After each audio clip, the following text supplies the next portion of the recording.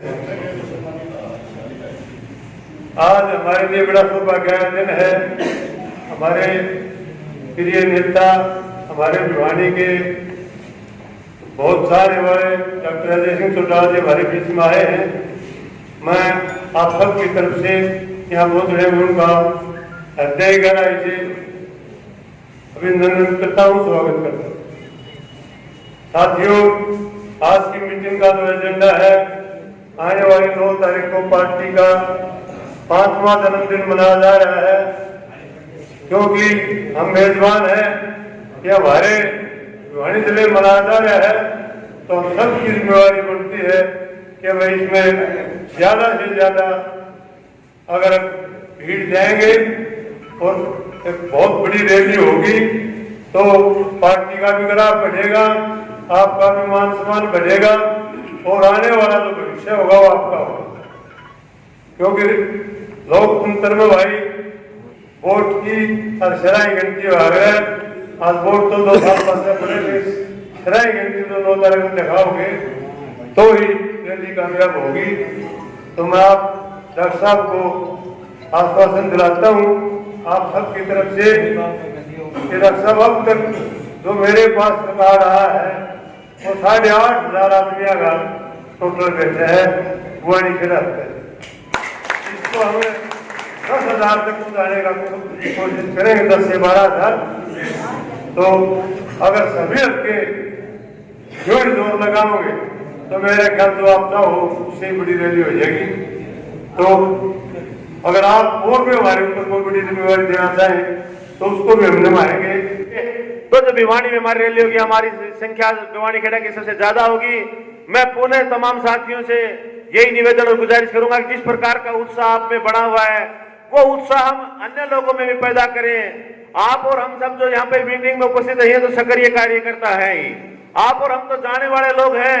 हमने इस मीटिंग के बाद अपने अपने गांव में, अपने अपने मोहल्ले में जब हम जाएंगे तो जो उत्साह हमारे अंदर है, जो काम करने की सोच हमने बना रखी है, वो उत्साह और काम करने की सोच हम अपने दूसरे लोगों में भी पैदा करें। अपने अड़ोस में, पड़ोस में, यारी प्यारी, रिश्तेदारी, साथी सबके अंदर हम अलग जगाने का काम करें कि जो 9 दिसंबर की रैली है, जिस प्रकार से हम अपने ब्याह शादी का न्योता देते हैं। फिलहाल की पूरे देश में तुत्ती बोलती थी और उस समय के 15-20 कार्यकर्ता तो अब सामने भी बैठे हैं, धोती खटके वाले कुछ चले भी गए और कुछ चलने फिरने की हालत में नहीं। उन लोगों में चौधरी साहब के प्रति जुनून था। चौधरी साहब ने बड़े सार्वजनिक काम किए, किसान, मजदूर, छोटे व्यापारी के हित के काम किए, लेकिन होते, लेकिन समय की मार है। अगर वो समय ना होता तो क्यों पार्टी दो फाड़ होती।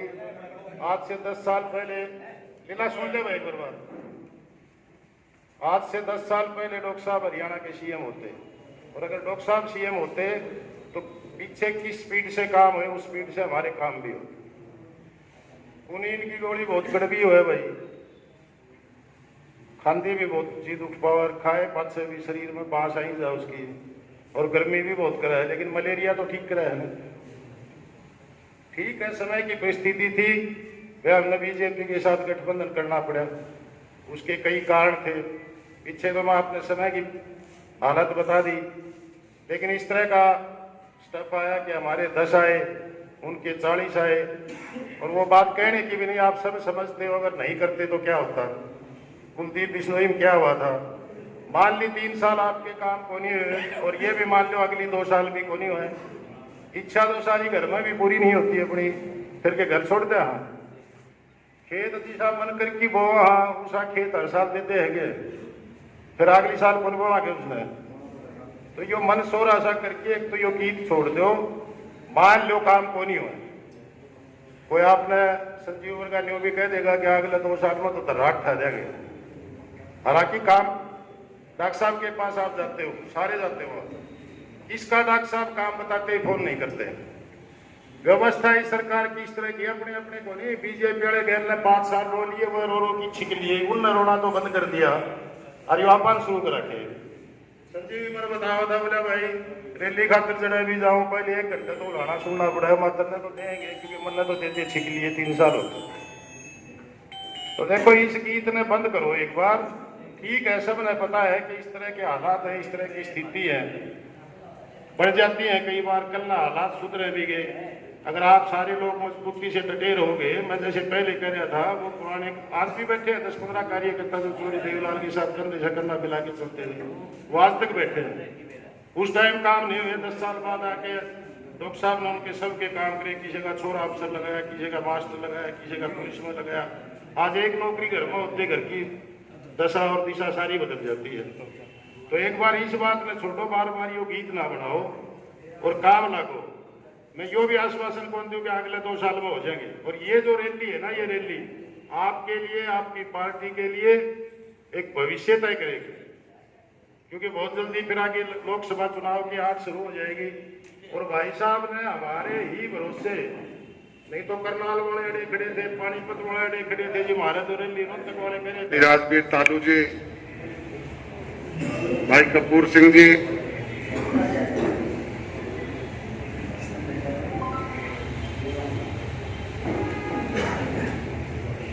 कपूर सिंह जी वाल्मीकि,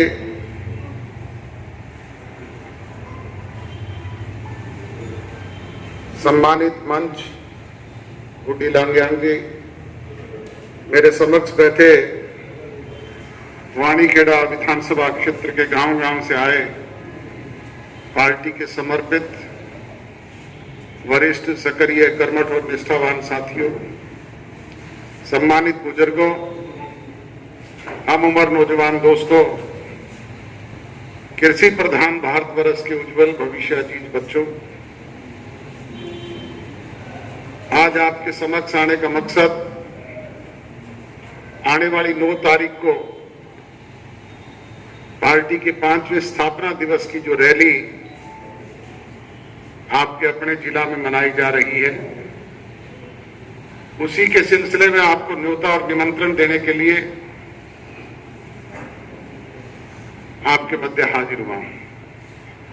बहुत लंबे अंतराल के बाद हल्का वाइज मीटिंग में आज आपसे रूबरू होने का अवसर मिला है। मंच से सभी साथियों ने रैली को लेकर के अपनी बात कही। आपने भी पूरा ये विश्वास और भरोसा दिलाया कि किसी तरह की कोई कोर कसर, कमी, कोताही नहीं छोड़ेंगे। बुजुर्गों और नौजवान दोस्तों, कमी तो आज तक कभी नहीं छोड़ी। हरियाणा प्रदेश के किसी भी छोर पे आपको न्योता देकर के बुलाया गया, आपने बखूबी वहां पहुंच करके अपनी ताकत को प्रदर्शित किया, अपने संगठन की क्षमता को दर्शाया और अपने ही बनाए हुए रिकॉर्ड स्वयं ध्वस्त करके नए रिकॉर्ड बनाने का काम किया। परंतु वो हालात और परिस्थितियां दूसरी थी। आज हालात और परिस्थितियां दूसरी हैं। पार्टी बाइफरकेट होने के बाद आपने थोड़े से ही समय में जींद में पांडु पिंडारा की उस धरती पर एक ऐतिहासिक रैली की और उस रैली के परिणाम आपके सामने आए। आपने देखा कि 9 महीने पहले पैदा हुई पार्टी ने जहां हरियाणा प्रदेश में आपके सहयोग से 10 विधायक चुन करके भेजने का काम किया, वहीं 9 महीने पहले पैदा हुई पार्टी को 17.5% वोट देने का काम किया आपने। और दूसरी तरफ हमारे पुरानी राजनीतिक पार्टी को, जिसको हम 20 विधायकों के साथ 23% वोट के साथ पार्टी का झंडा, डंडा, चुनाव चिन्ह सब कुछ सौंप करके आए थे, उनकी स्थिति क्या रही? वो सिमट करके एक पर आ गए। तो प्रजातंत्र में जनशक्ति ही सबसे बड़ी शक्ति होती है और जनशक्ति अगर संगठित हो जाए तो फिर जमीन के जर्रे को उठा करके आसमान के चांद और सितारों में तब्दील कर सकती है। जनशक्ति अगर संगठित हो जाए तो आसमान के चांद और सितारे तोड़ करके आपके कदमों में बिछाने का काम भी कर सकती है। इसलिए ये रैली जो मेरी कर्मस्थली में आपके बीच में होने जा रही है, इसके लिए आप लोग विशेष उत्साह से, जोश से, ताकत लगाने का काम करें, ताकि पांडु पिंडारा की धरती से भी बड़ी रैली करके हम यहाँ पे नए आयाम स्थापित करने का काम कर सकें। और ये रैली आने वाले 1924 के जो चुनाव होने हैं उनका भविष्य भी तय करेगी। प्रजातंत्र में लोग संगठित जनशक्ति को देखते हैं, ताकत को देखते हैं। अगर आप लोग यहाँ पे वो ताकत दिखा देंगे तो फिर पूरे हरियाणा प्रदेश में एक वेव चल पड़ेगी और वो 17.5% फिर आपके 51% में तब्दील होते हुए देर नहीं लगेगी। अब 17.5% जब 51% में तब्दील होंगे तो बुजुर्गों और नौजवान दोस्तों, मेरे ये कहने और बताने की आवश्यकता नहीं। फिर ये जो आज आप कह रहे हो बार बार छोटी छोटी बातें कि काम नहीं होते, हमारी समस्या का समाधान नहीं होता, आज हम उस तरह के राजभाग के मालिक नहीं है जिस तरह से पहले आपके बीच में थे। आज राजभाग के हिस्से हैं और इस सरकार ने बहुत सारे ऐसे भी निर्णय ले लिए, ट्रांसफर है उनको ऑनलाइन कर दिया, नौकरियां जो है वो भी आप देखते हैं कि मेरिट के आधार पर लगती है।